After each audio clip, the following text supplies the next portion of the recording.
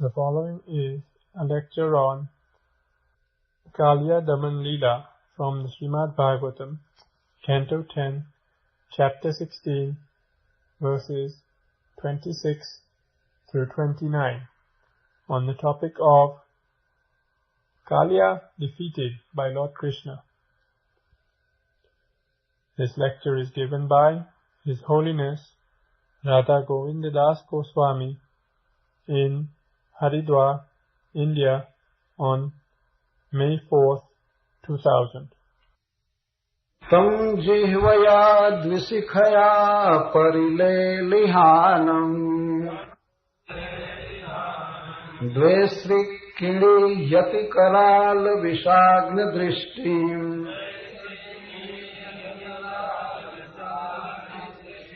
क्रीणन्नमं परिशसार जथा खगेन्द्रो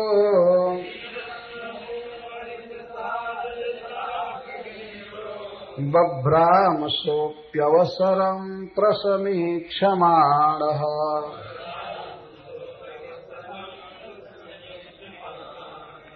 एवं परिभ्रमहतौ जसमुन्नतांसम्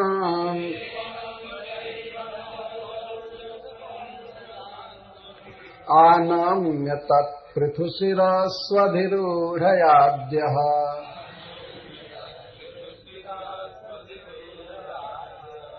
तन्मूर्धरत्ननिकरस्पर्शाति ताम्रा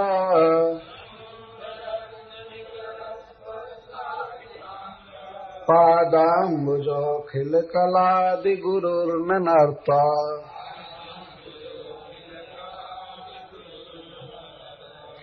तं नर्तुमुद्यतमवेक्ष तदा तदीया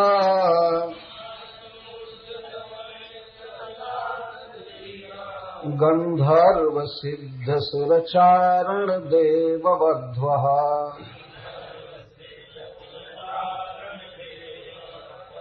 कृत्या मृदङ्गपणवानकवाद्यगीता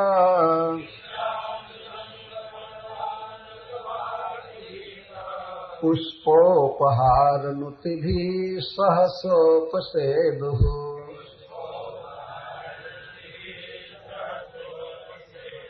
यज्जच्छिरो न नमतेऽङ्गसतैकशीर्ष्णः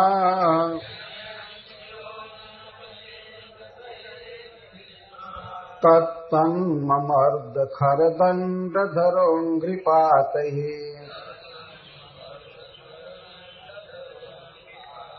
क्षीणायुषो भ्रमत उल्बणमास्यतो श्रीः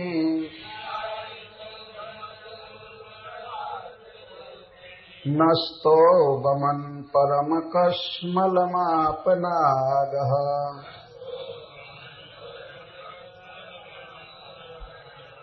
तस्याक्षिभिर्गरलमुद्वमतः शिरस्सु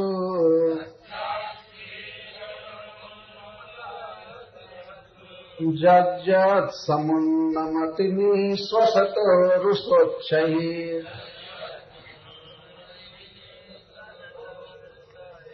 नृत्यं पदानुनमयं दमयं बभूव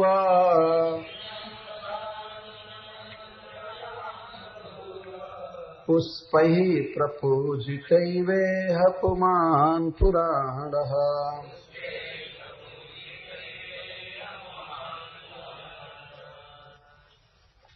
तत्प्रथ्यमान वपुषा व्यथितात्म भोग त्यक्तोन्नमैव कुपितः स्वफणान् भुजंग तस्थौ स्वसन रंध्र विषाम्बरीद स्तब्धे क्षणोन्मुखो हरिमिक्षमाण।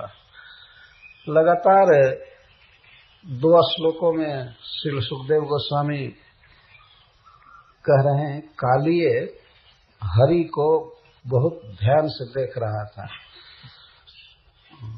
हरिम इक्षमाण, हरि का यहाँ अर्थ है कालिये के दुरभिमान को, दूषित अभिमान को और उसके पर दुखद स्वभाव का जो हरण कर ले उनको हरि का। कालिये यह अनुमान कर लिया कि यह लड़का लगता है मेरा स्वभाव हर लेगा, मतलब मेरा दूषित स्वभाव हर लेगा, ये प्राण हर लेगा। इसी से हरि शब्द कहा गया। तो हरि इक्षमाण, इच्छा कहते हैं दर्शन को, दृष्टि। हरि को देख रहा था, किस दशा में था उस समय? उसके आंखों से विष निकल रहा था, मुख से विष निकल रहा था और जीभ लपलपा रहा था। एक मुख में एक जीभ है लेकिन उसकी 2 शिखाएं हैं। तो इस तरह से 1000 मुख थे उसके। जैसे आगे वर्णन आएगा फणा सहस्रम, 1000 फणा थे। हम लोग हिंदी में फण कहते हैं लेकिन संस्कृत में उसका वास्तविक शब्द है फणा। फण कहते हैं। आप लोगों ने देखा होगा सांप को, खास करके गेहुअन सांप को, किस तरह से थोड़ा टच करने पर फुफकारने लगता है और फण उसके आ जाते हैं, लप लप जीभ निकालता रहता है, चाटता रहता है। यह जाति स्वभाव है सर्प का, वैसे भी चाटता है लेकिन इस समय वो तो और क्रोध में हो गया है, इसलिए ज्यादा जीभ निकाल रहा है। अब जीभ की 2 शिखाएं हैं, तो एक शिखा से बायां जबड़ा चाट रहा है और एक से दाहिना, इस तरह से पूरा भयंकर। और उसकी आंखों का वर्णन करते हुए सुखदेव गोस्वामी कहते हैं, लगता है जैसे किसी बर्तन में विष पकाया जाता है और विष जलने लगता है, स्तब्ध हो जाता है, बर्तन भी लाल हो जाता है और विष जलता ही है। उस तरह से बिल्कुल लाल आंखें हो गई थी उसकी, तप्त तावा के समान लाल आंखें, पूर्ण क्रोध में था। महाशक्तिशाली, महाविषधर वह सर्प। तो तम जिह्वया द्विशिखया परिलेलिहानम, जिह्वया कथम भूतया द्विशिखया परिलेलिहानम, परितः लेलिहानम।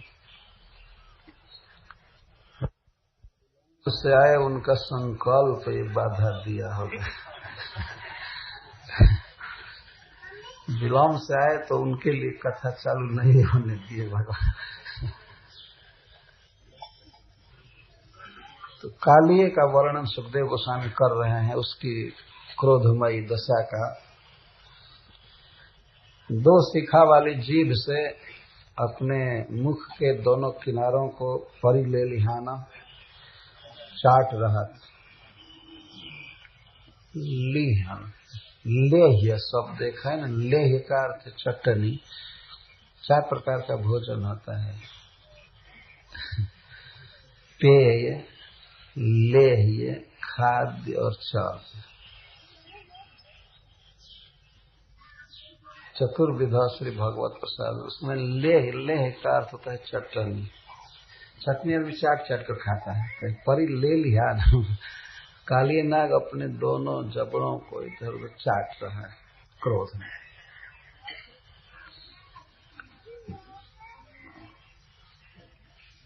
दो शिखा वाली जीभ से दोनों श्रीकृणी को चाट रहा था।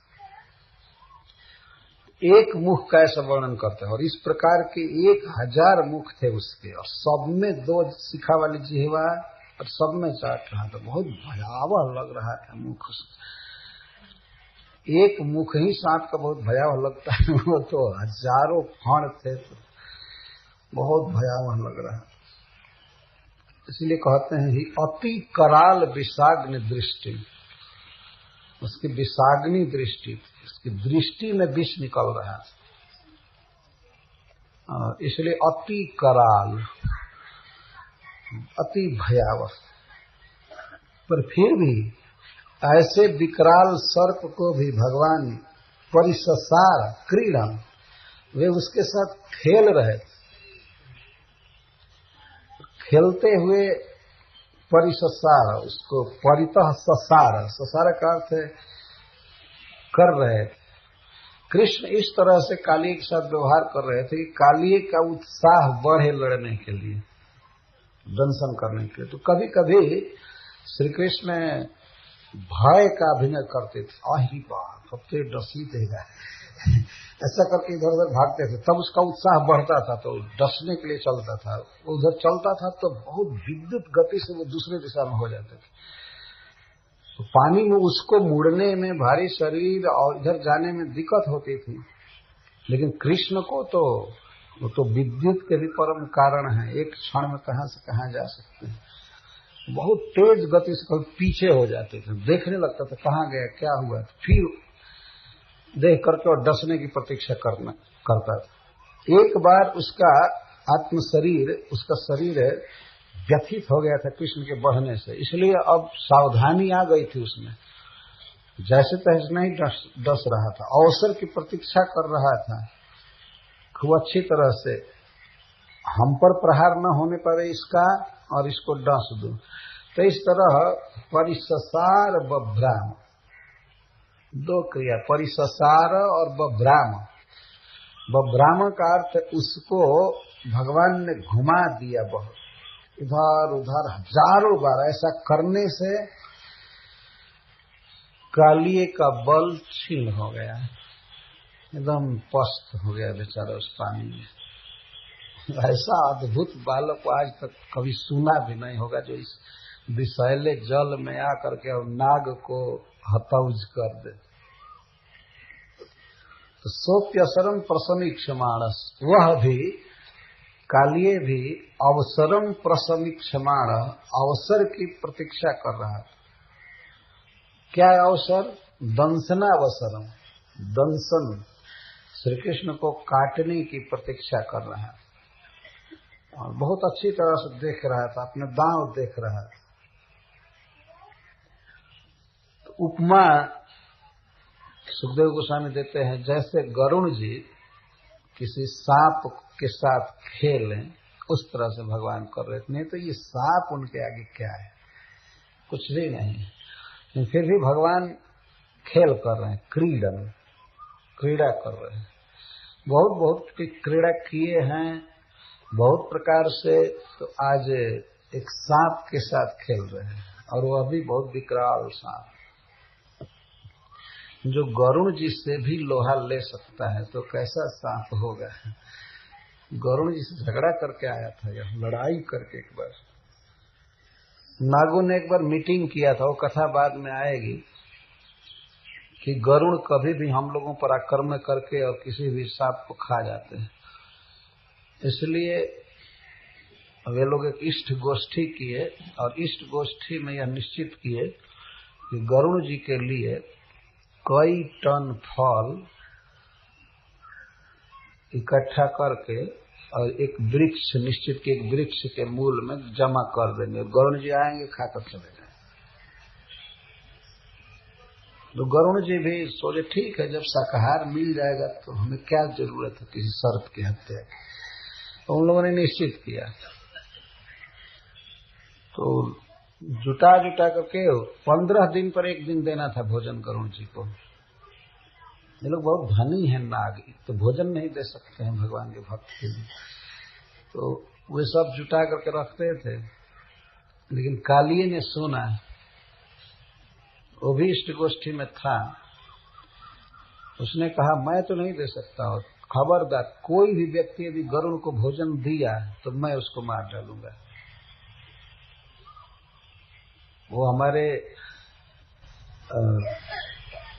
मतलब मैभा को क्या कहेंगे हिंदी में, तो वो विनता का पुत्र है।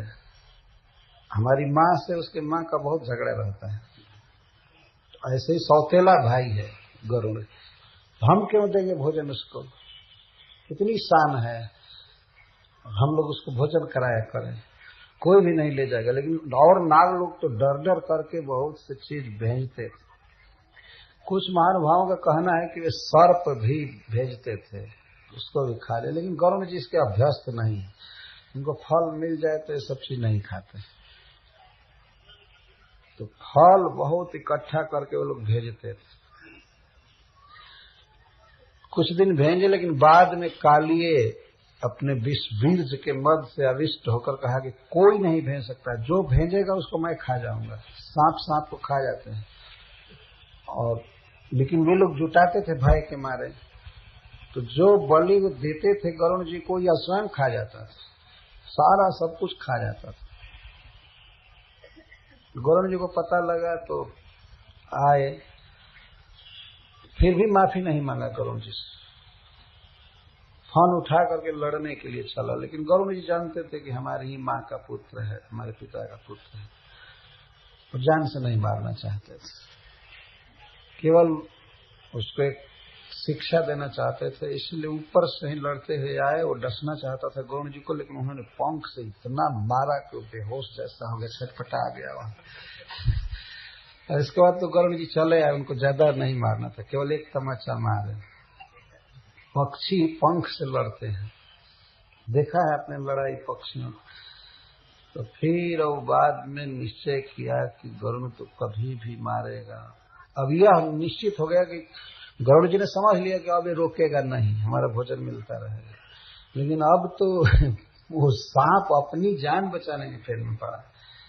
उसको पता था कि वृंदावन में गरुड़ नहीं जा सकता है, वो सेफ स्थान है। तो अपने पुत्र, परिवार, स्त्री आदि के साथ अपना सारा धन लेकर के चल दिया, आकाश मार्ग से चल दिया। वो लोग तो सिद्ध हैं, कोई भी भेष बना करके उड़ सकते हैं, चल सकते, तो चल दिया, तो रह रहा।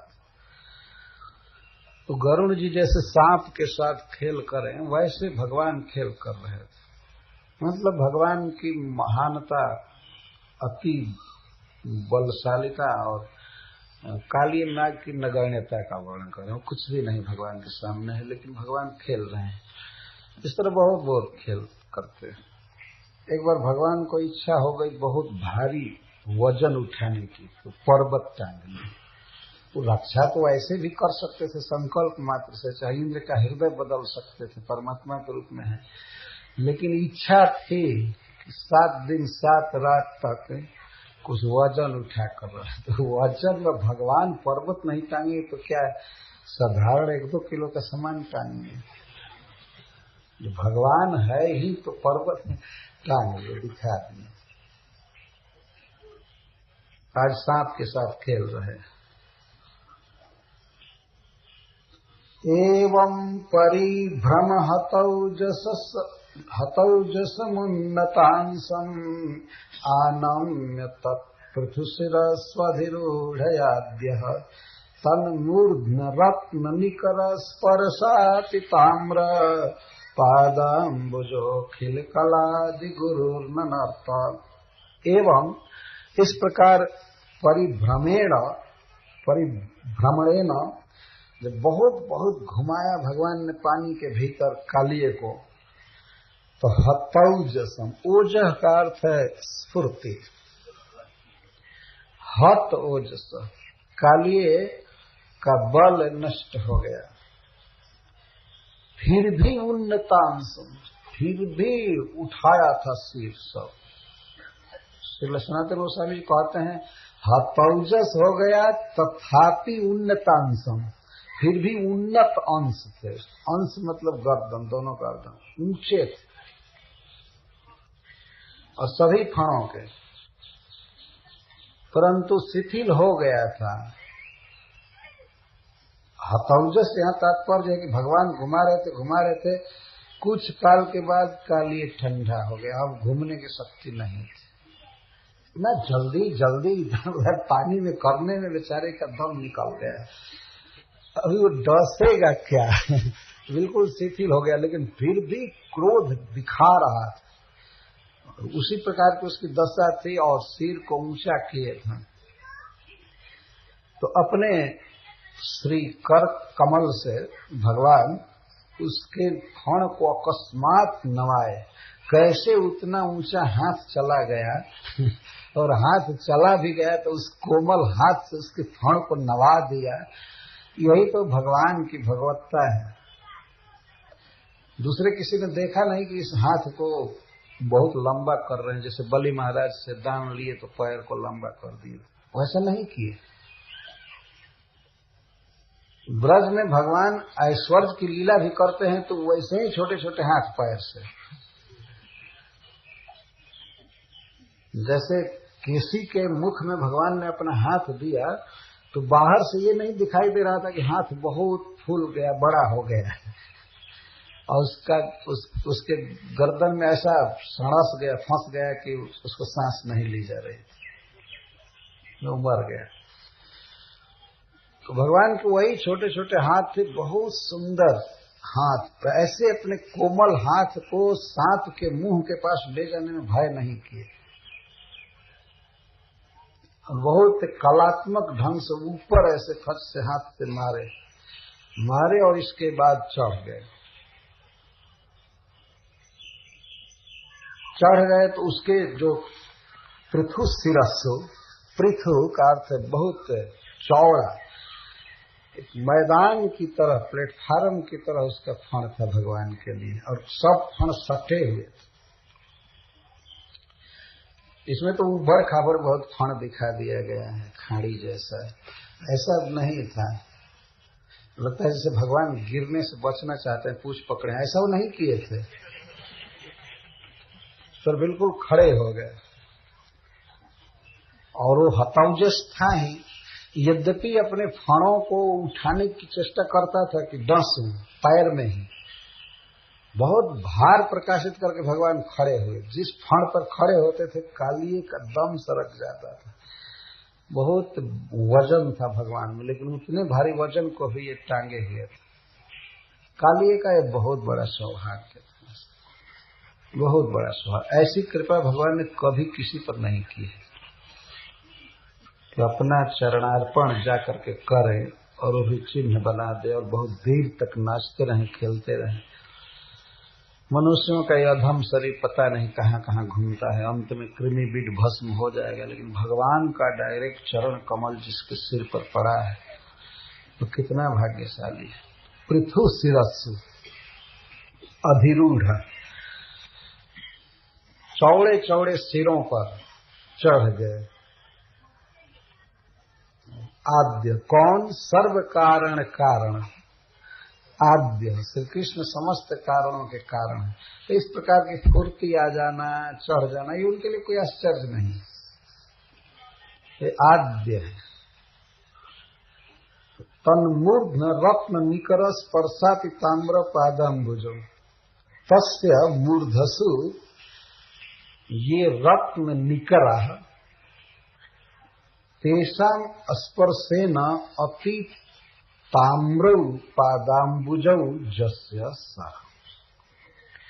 तो कालिए के प्रत्येक फण पर, प्रत्येक सिर पर लाल लाल रत्न थे। उसको लाल कहते भी हैं, मणि कहते हैं। सांप के फण पर बहुत, किसी किसी सांप के फण पर मणि रहता है, तो कालिए के प्रत्येक सिर पर मणि था, लाल जगमग कर रहा था। तो भगवान जब गए, भगवान के कोमल कोमल श्री चरण उस रत्न की अरुणाई से, लालिमा से और लाल दिख रहे थे। लाल रत्न के पास चरण कमल और लाल लग रहा। उस भयावह सर्प के फण पर भगवान अपना पादाम्बुज,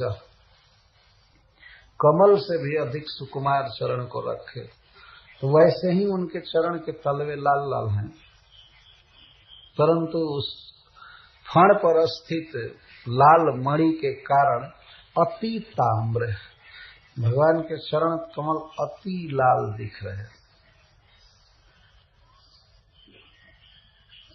अति ताम्र। तब ननर्त, श्री कृष्ण ने नाचना प्रारंभ किए। नाचना प्रारंभ किए तो ऐसे नहीं कि जैसे भक्त लोग उछलते हैं, नाचना नहीं जानते हैं। भगवान समस्त कला के साथ नाचना प्रारंभ किए। नाच की जो भी भावभंगी है, जो भी तरंग है, ताल स्वर आदि, उसके अनुसार नाचना चालू किए।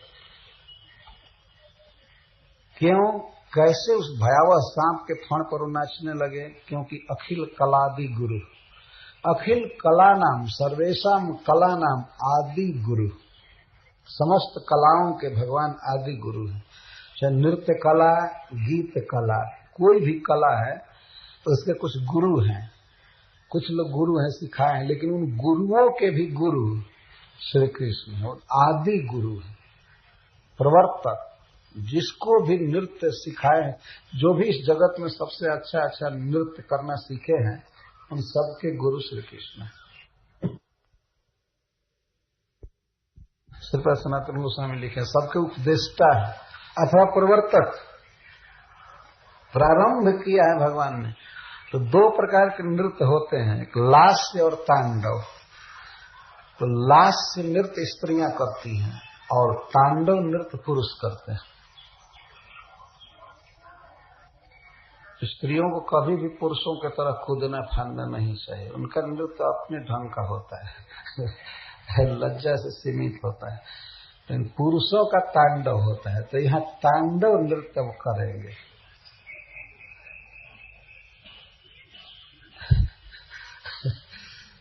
बहुत लोग तांडव करते हैं अपने ढंग से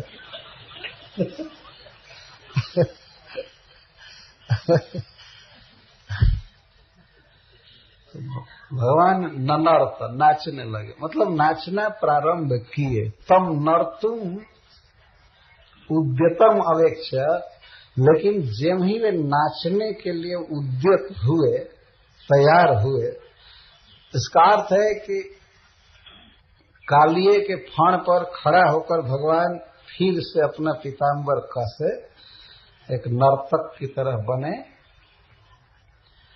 और तत्काल ही उनकी इच्छा शक्ति से घुंघरू पैर में आ गया होगा, जो भी हो केस को बांधे, मुरली को खोस लिए फेंट में,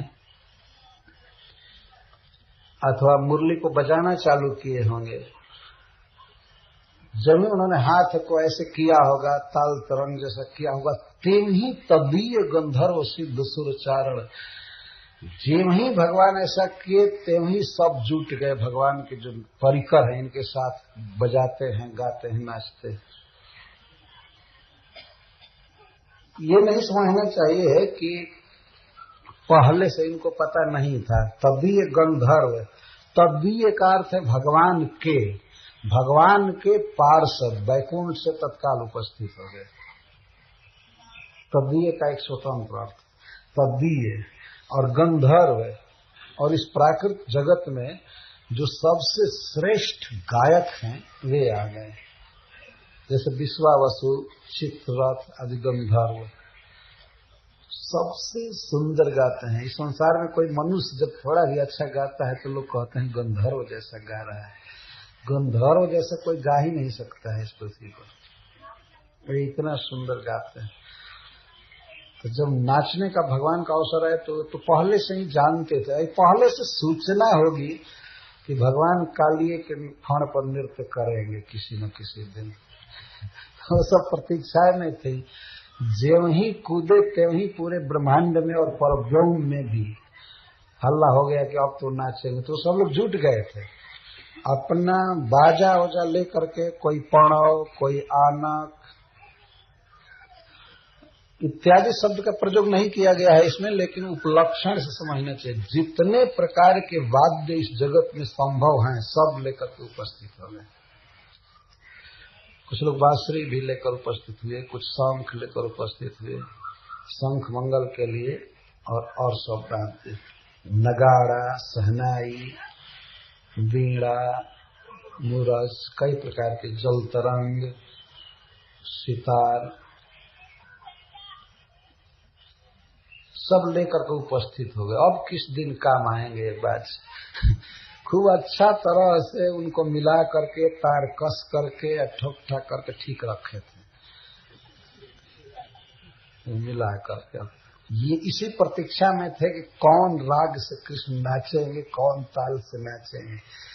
तो भगवान के इशारा करते ही समझ गए। तो सहसा उपसेदु, वे सहसा आकस्मिक ढंग से बिना किसी सूचना के उपस्थित हो गए।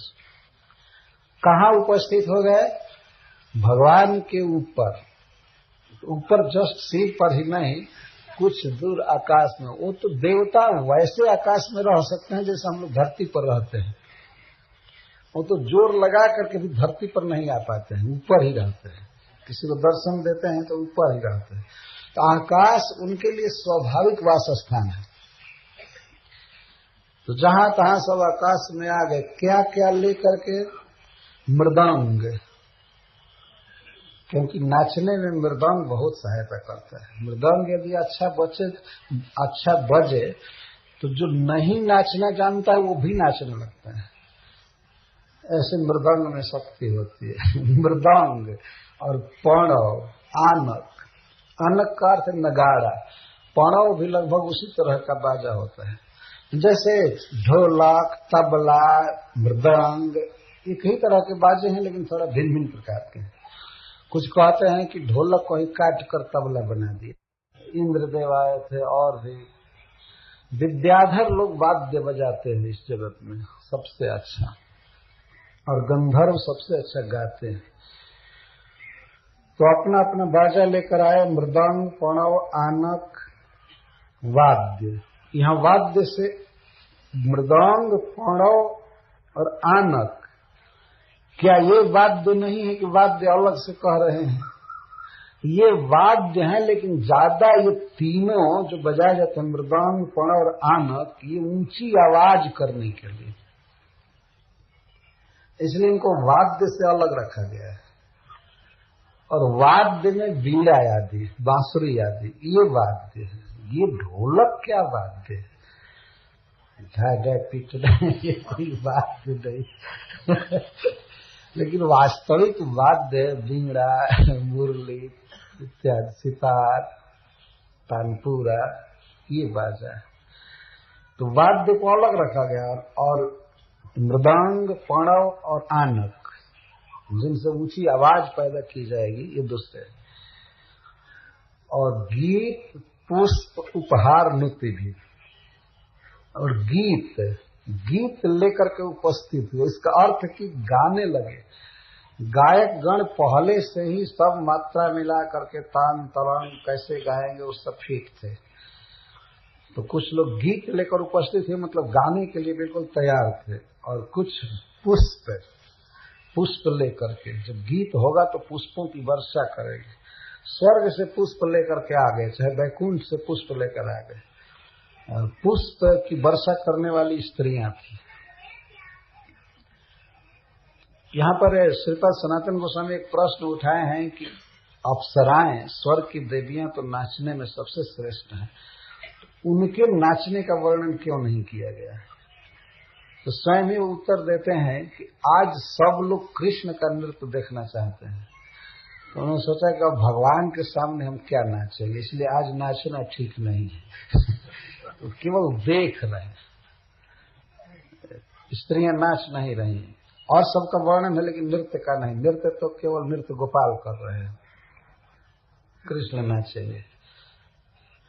अथवा उपलक्षण से समझ लेना चाहिए, अप्सराएं पुष्प बरसा रही है और नाच रही है, तो सब लोग गा रहे हैं, नाच रहे हैं, बजा रहे हैं, नाच रहे हैं, ऐसे समझना चाहिए।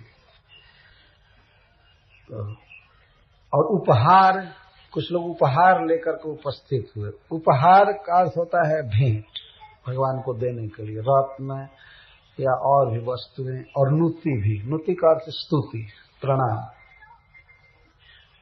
सिद्ध गण नुति से चल, नुति माने नमस्कार, उस तरह से कृष्ण को नमस्कार और उनका गीत गाना।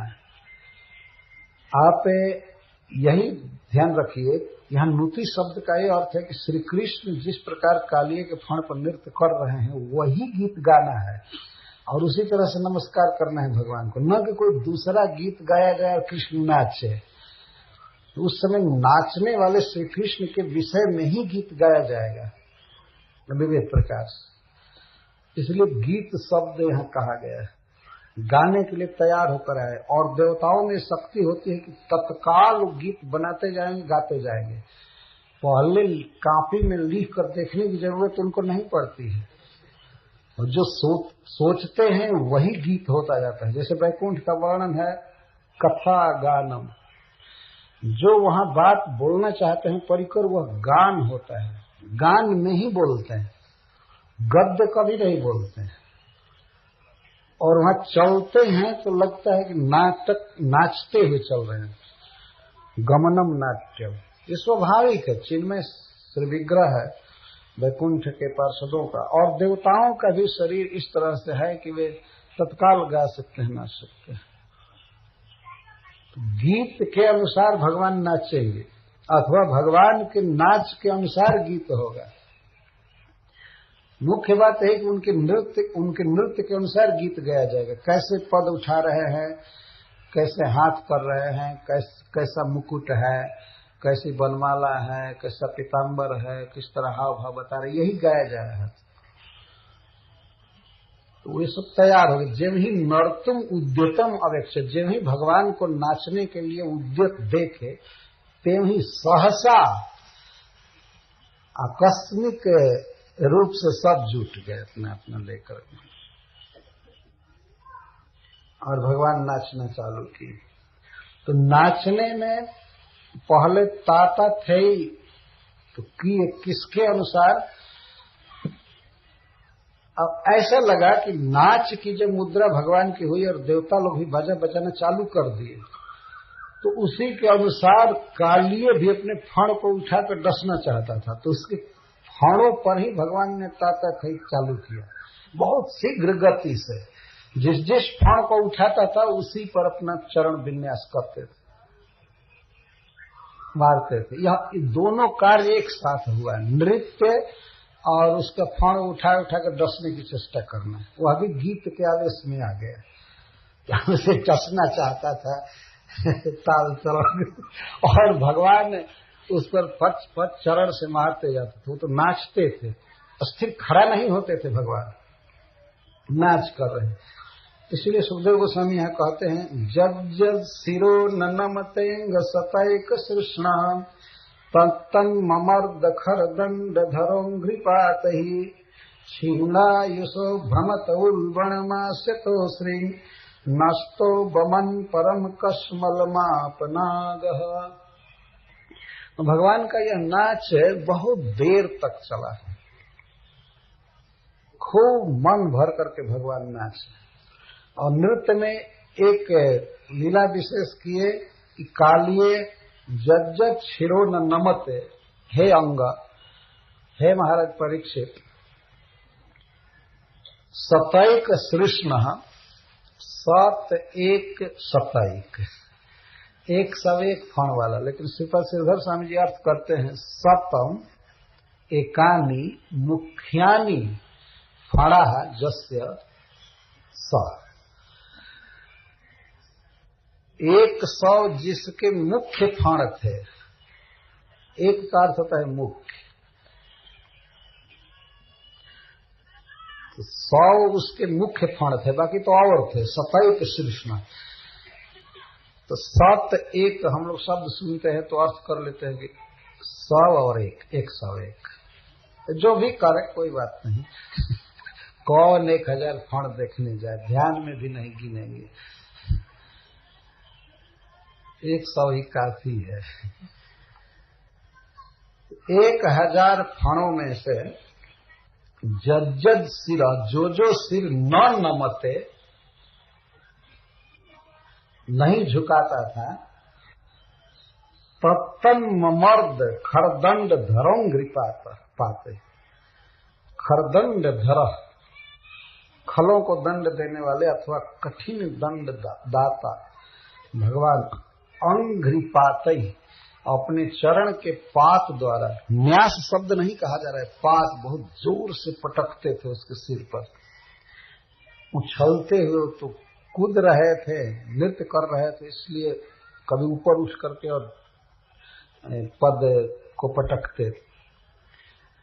जब ही पद पटकते थे तो कालिए का फण जो ऊंचा उठा रहता था वो अन्य फणों के समानांतर आ जाता था, ठीक गति, नीचे भी नहीं होता, एकदम एक समान आ जाता था।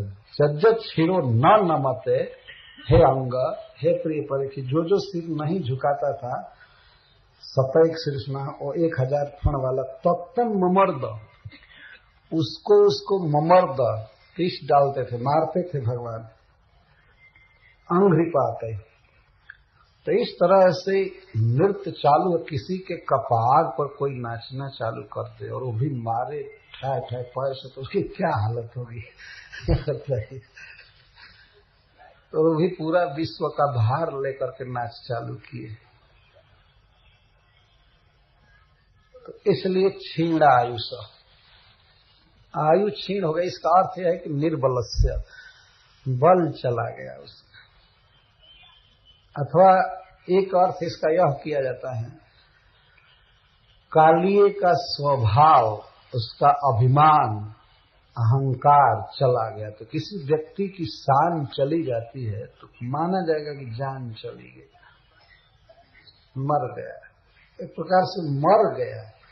यह सुखदेव गोस्वामी कहते हैं। वही सांप जो इतना फुफकार छोड़ता था, कृष्ण को लपेट लिया था, लेकिन मर गया। मरेगा नहीं ना, मरा हुआ है, लेकिन बल इतना कम हो गया और वो भयावह स्वभाव इतना ठंडा पड़ गया कि सुखदेव गोस्वामी कहते हैं मर गया, बेचारा मर गया चरण के आघात से। यह किसी भाव को व्यक्त करने की एक शैली है। जैसे आजकल भी लोग कहते हैं, कोई उनके मन के अनुकूल बात नहीं होती तो कहते हैं मैं तो मर गया।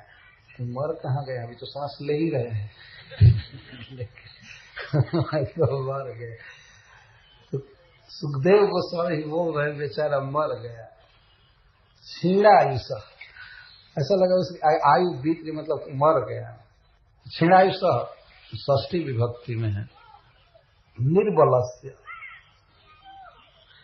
त्यक्त विषम स्वभावस्य, यहाँ मर गया कि मतलब कि सांप जैसा लगता ही नहीं था। कोई कालिए के पूर्व फुफकार को और भयंकर रूप को मिलावे, और अब तो एकदम सीधा साधा ठंडा पड़ गया, मर गया एक प्रकार से।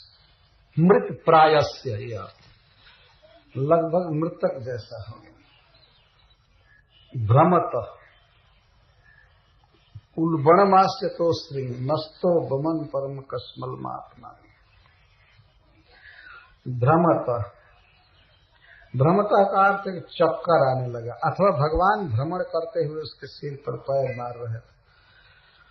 इस प्रकार से कालिए का ओज, कालिए का भयंकर स्वभाव आदि सब शिथिल हो गया। फिर भी नाक से और मुख से भयंकर खून चू रहा था। वो खून है, वो रक्त विष से मिला हुआ था, इसीलिए उल्बण कह रहे हैं। जब बहुत मार पड़ी उसके फण पर तो नाक से खून आने लगा, प्रत्येक नाक से। एक एक मुख में दो दो नाक थी, तो कई हजार, 2000 नासा छिद्र से खून चूने लगा और मुख से खून आने लगा। इसका अर्थ भगवान ने बहुत मारा था। उस खल को ऐसा दंड देना स्वाभाविक था, इसलिए खर दंड धरा और खल दंड धरा। रलयो रभेदा, र और ल में भेद नहीं माना जाता है। तो खर दंड धर मतलब खल दंड धर, खल को दंड देते। यह कालिए के लिए कोई दंड नहीं है। सनातन गोस्वामी पाद जी कहते हैं, सांप के पास जो उसका खून था पहले से संचित और विष, उसको भगवान निकाल दिए, शुद्ध कर दिए। विषम रक्त, और रक्त ही तो स्वभाव बनता है। जैसा आदमी खाता है वैसा स्वभाव बनता है, और भोजन का सार अंश रक्त बनता है। वो सब विषैला रक्त निकाल दिए, और विष भी जितना उसमें था वो भी निकल गया क्रोध के मारे। जितना विष था वो निकल गया। ऐसे सांप में विष बनता रहता है, जैसे कुआं में पानी निकालते हैं तो पानी बनता रहता है, निकलता रहता है, वैसे विष बनता रहता है। भगवान ने ऐसा स्वभाव बनाया है। लेकिन अब कितना बनावे विष और खून निकाल दिया भगवान ने, उसको शुद्ध किया। अस्त्रिंग, अस्त्रिक का अर्थ खून, आस्यत और नष्ट, बमन परम कस्मल मापना। क्षीणायुषो भ्रमत उल्बण मास्यतो सिंह नस्तो, नष्ट और आस्यत। नष्ट माने नाक से और आस्यत मतलब आस्य से, मुख से खून निकल रहे थे, रक्त निकल रहे थे। परम कसमलमात नाग, वह नाग अपने जीवन में सबसे अधिक दुख का अनुभव किया उस समय। ऐसी पिटाई धुनाई से कभी नहीं होती थी कि नाक से खून गिरे, मुंह से खून गिरे, सिर सब फट गए। कोई फण ऐसा नहीं था जिस पर छप से भगवान का चरण न पड़ता हो और वहां का चमड़ा फट जाता था। इतना जोर से मारते थे भगवान, बहुत कलात्मक ढंग से मारते थे। नहीं तो अगर धीरे से मारे तो मस्तक झुक जाता है, वो फटता नहीं। लेकिन इतना तेज गति से मारते थे, ढेला जैसा, कि वो फट जाता है। और कभी प्रत्येक फण पर भगवान के चरण के चिन्ह उभर आए थे, इस तरह से मारे थे। जैसे कोई आदमी दाग देता है किसी शरीर पर तो शंख चक्र आदि का चिन्ह बनता है, श्री संप्रदाय वाले दाग के चिन्ह बनाते। तो भगवान डायरेक्ट अपना चरण चिन्ह बना रहे थे। ब्रज में वैष्णव जन अपने शरीर पर भगवान के चरण चिन्ह को धारण करते हैं, और गोपी तिलक से चाहे राधा कुंड के पंख से छाप रहता है उसको धारण करते हैं। और कालिए कितना बड़ा सौभाग्यशाली व्यक्ति है कि डायरेक्ट भगवान का चरण चिन्ह उस पर पड़ा है।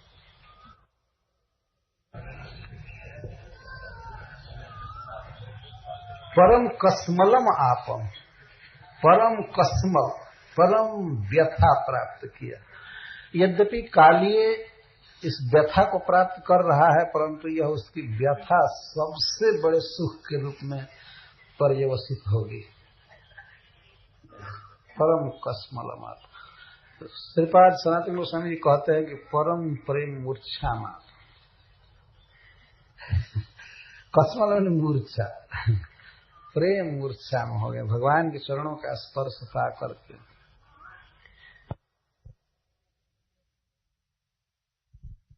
यह भगवान की भगवत्ता है। तो तस्याक्षिभीर गरल मुद्बमतः शिरस्सु जब जब समुन्नमति निःस्वस्थो रुषोच्चहि नृत्यन पदानुनमयं दमयां बभूव पुष्पैः प्रपूजित इवेह पुमान पुराण। तस्याक्षिभीर गरल मुद्बमतः शिरस्सु, इस दशा में भी अभी इतनी दुर्दशा है, खून निकल रहा है, सब निकल रहा है, फिर भी कालिए अपने आंखों से विष उगल रहा है। सांप सांप है, स्वभाव कितना भी जाएगा तो कैसे छूट जाएगा पूरा।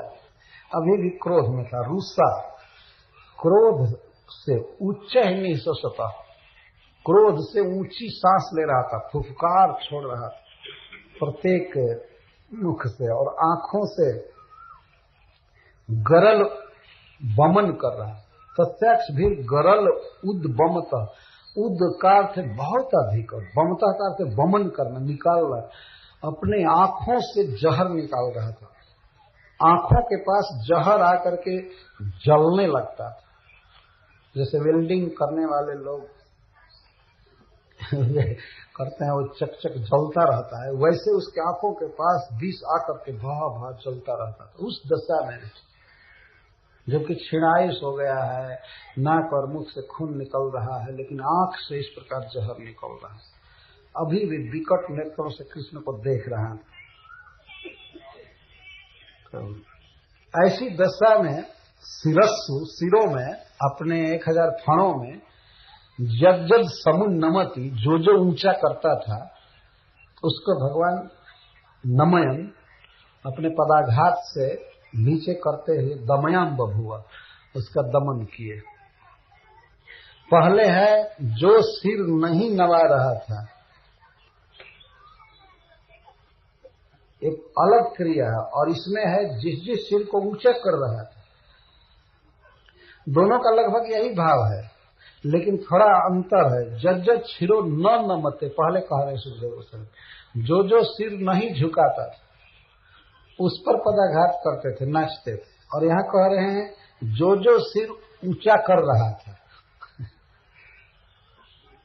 लगभग दोनों का एक ही अर्थ है, परंतु पहले बहुत से सिर ऊंचे रहे होंगे अपने आप। जो जो सिर नहीं झुका रहा था उसको किया, अब बहुत कम एकाध सिर ऊंचा कर रहा था तो उसको नीचा कर रहे हैं। ये भाव है।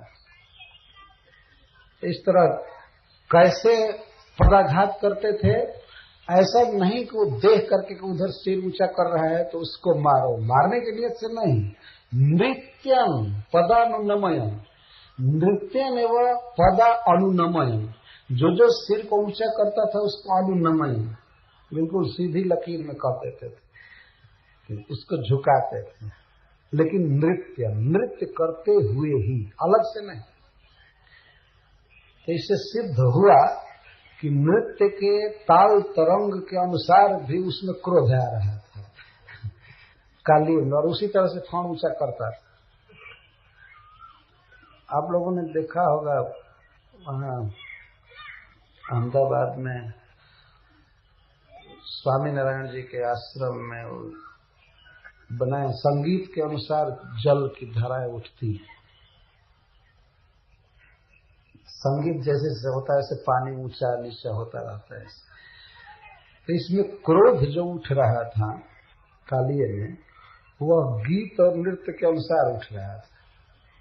इसलिए श्री कृष्ण को सहूलियत पड़ती थी, उनको सुविधा थी वो सिर को नीचा करना, नाचते हुए ही सारी बातों को तत्काल समझ जाना, क्षण भर में उसके अनुसार पद विन्यास करना, उसके अनुसार हाथ करना, उसका सिर झुका देना, गाना नाचना, ये सब कुछ भगवान की लीला में संभव।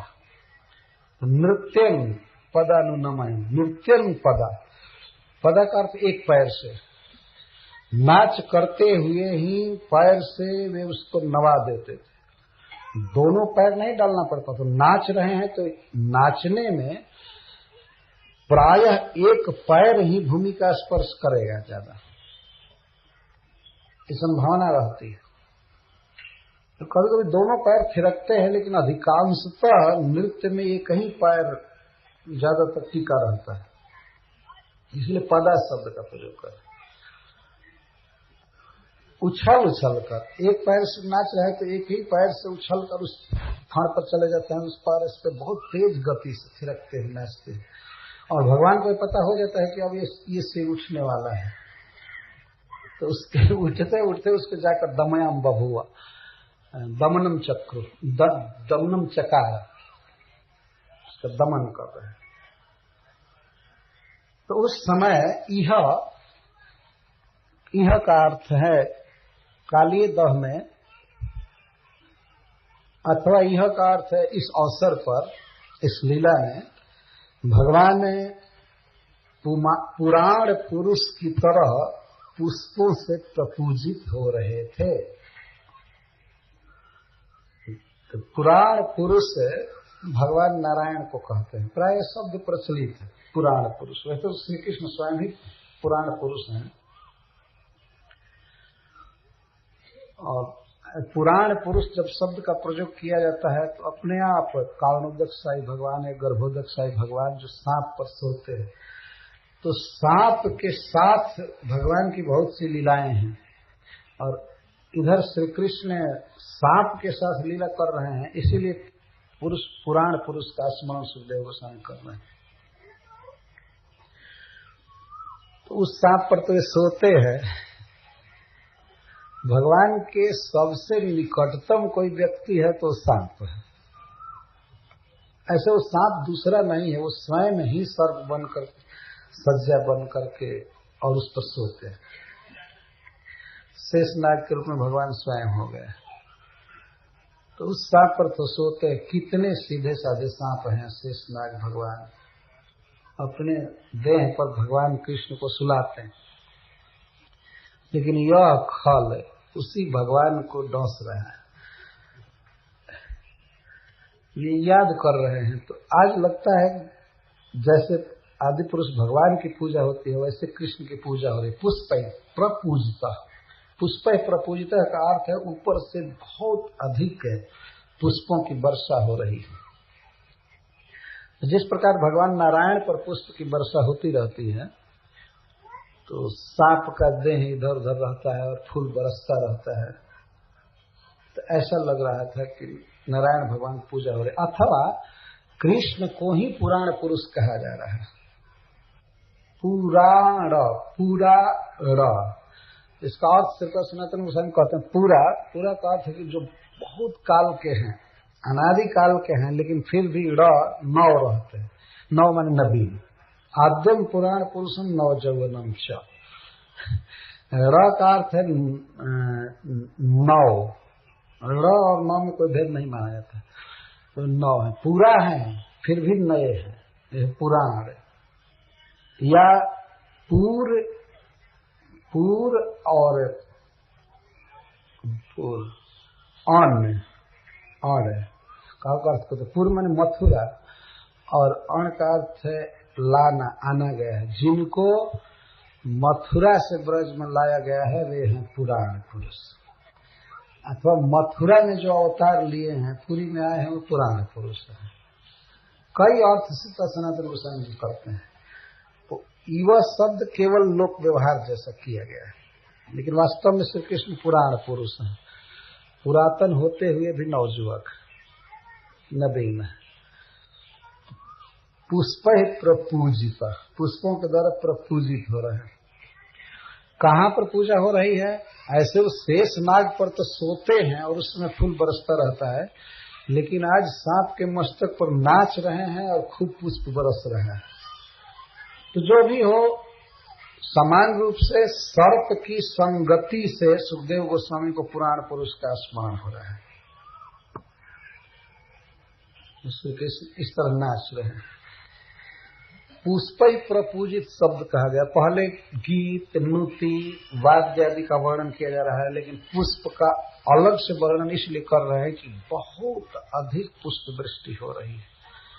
भगवान के नृत्य से प्रसन्न होकर देवतागण पुष्पों की वर्षा कर रहे हैं। जब जब अधिक जमता है नृत्य, उस समय और झोंक झोंक कर फूल बरसा रहे हैं। इस संसार में तो फूल है ही नहीं, कोई बरसाएगा क्या? कल थोड़ा नृत्य हो रहा था तो कुछ लोग नीचे का फेंक रहे थे थोड़ा, फूल बरसा नहीं कहेंगे। इस संसार के तो फूल ऐसे हैं कि यदि फेंका जाए तो घाव भी लग जाएगा। इस स्वर्ग के या बैकुंठ के पुष्प होते हैं और रूई से भी हल्के होते हैं, खूब वर्षा कर रहे हैं। पुष्प ही प्रपूजित, पुष्पों के द्वारा प्रकर्षण पूजित श्री कृष्ण सम्मानित हो रहे थे। ये पुष्प वर्षा भी एक आदर पूजा है, तो श्री कृष्ण की इस तरह पूजा हो रही है। अब कालिये की क्या दशा हुई? तच्चित्रतांडव विरूढ़ फणात पत्रो रक्तम मुखैरुरुबमं नृपभग्न गात्रः स्मृत्वा चराचर गुरुं पुरुषं पुराणं नारायणं तमरणं शरणं जगाम मनसा जगाम। भगवान कैसा नृत्य कर रहे थे, इसको सुखदेव गोस्वामी कहते हैं वाक अगोचर। मेरी शक्ति नहीं है कि मैं बता सकूं कैसे नाच कर रहे हैं, इसलिए तत् शब्द का प्रयोग करें। वह चित्र तांडव, वह का तो वह मेरी वाणी का अविषय, अनिर्वचनीय, जिसको वचन में नहीं बांधा जा सकता है। और चित्र तांडव, ये तो तत् अनिर्वचनीय, और चित्र का अर्थ है अनेक प्रकार से, विचित्र प्रकार से, विविध ढंग से तांडव कर रहे थे, नृत्य कर रहे थे। तांडव शब्द से भगवान शिव का भयंकर नृत्य नहीं समझना चाहिए। तो तांडव नृत्य तो प्रलय करने के लिए करते हैं, बहुत भयावह लगता है। आजकल भी जो लोग शिव जी का तांडव नृत्य करते हैं तो देखने में बहुत खराब लगता है, जटा बिखेर करके ठाए ठाए डमरू, बहुत भयावह लगता है। यहाँ तांडव शब्द से तात्पर्य है बहुत अधिक ताल तरंग लेना, लेकिन बहुत सुंदर नृत्य हो रहा था, भयावह नृत्य नहीं हो रहा था।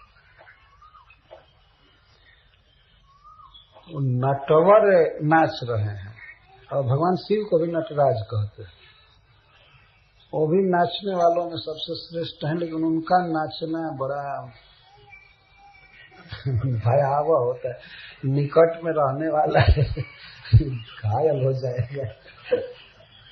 और प्रलय काल में भी नाचते हैं तो अपने सूल में चारों दिग्गजों को खोभ लेते हैं। खोभ लेना मतलब पिरो लेना। इस पूरे ब्रह्मांड को संभाल कर रखने के लिए ब्रह्मा जी ने 4 हाथी नियुक्त किया है, जो सुमेरु पर्वत से भी बड़े शरीर वाले हैं। 1 लाख योजन ऊंचा मेरु पर्वत है, 10,000 योजन मंदर पर्वत। तो 1 लाख योजन ऊंचा पर्वत, उससे भी बड़े बड़े शरीर वाले 4 हाथी हैं चारों दिशाओं में।